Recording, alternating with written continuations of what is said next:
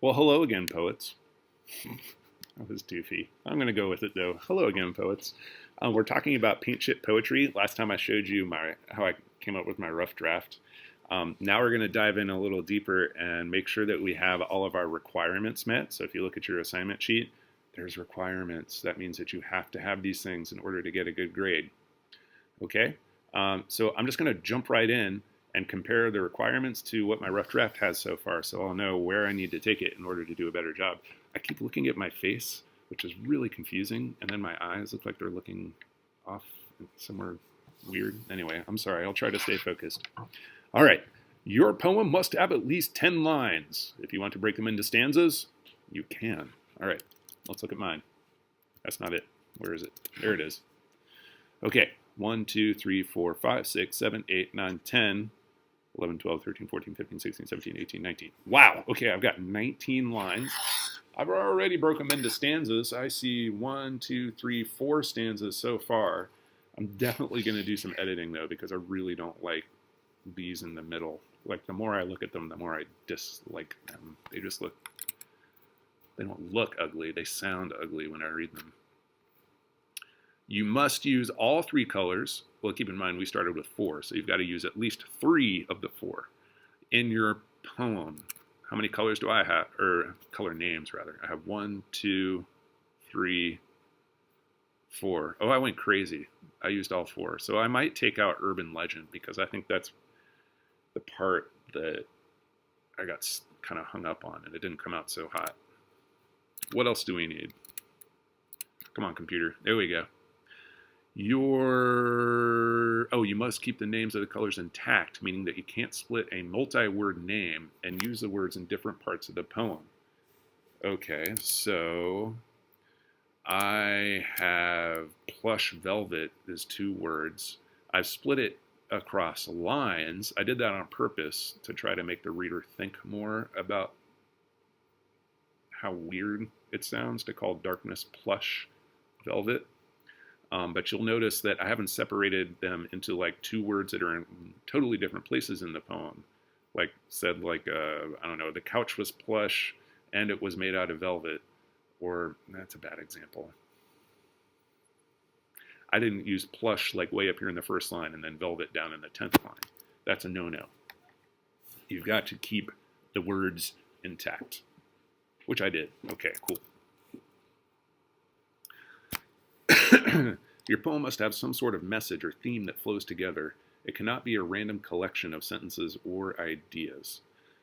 Okay, I'm pretty sure I've got that down because I'm trying to write something about wishing I had a closer relationship with my older sister. That works. Sorry, I was thinking for a second. All right. So check there. Your poem should have a title that relates to the message or theme in some way. I do not have a title, but I'm still kind of figuring out what my poem is. So I'm just going to say, title, don't forget. So after I've worked on my poem a little bit more to figure out exactly what it is, what it's saying, what I want to draw my reader's attention to, then I'll come up with a title. That's the fun part anyway. Let's save that for last. Lastly, you must use at least 2 of the poetic devices listed below in your poem. And those devices include simile, metaphor, alliteration, repetition, and personification. Ugh. Let's see. Do I have any of those? She was a mystery. Does that count as a metaphor? Not really. I want a solution for our fortune. Ooh, the darkness was plush velvet. That is a metaphor. I'm comparing the darkness to plush velvet and saying they're the same thing without using like or as. Okay. Before a mirror and girl hands which I see it go. Nah, I'm going to get rid of that part anyway. Now she lets me in. She comes up to my shoulder. Still a mystery in the aubergine darkness as her children. You could say that that's sort of a metaphor. Okay, I definitely need to add in. I'm going to make a note down here. You need 2 more poetic devices.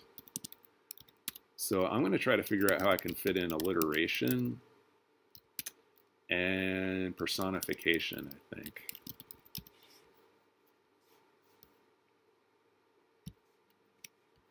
So, ooh, I already have an idea. Like maybe the darkness that was plush velvet, maybe it can beckon me or something. Well, let me take that off of bold. It beckons me. I can't type. There. So if plush velvet, darkness can't beckon you, only people can do that. So that would be personification. And I bet I can fit in some alliteration here somewhere. Fortune, future fortune, plump plush velvet, no.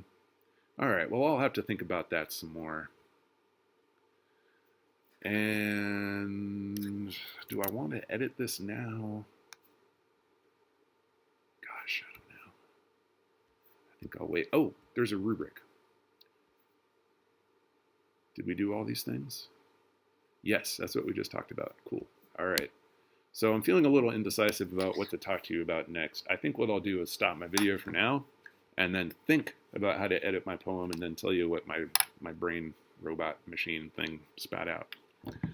Peace out.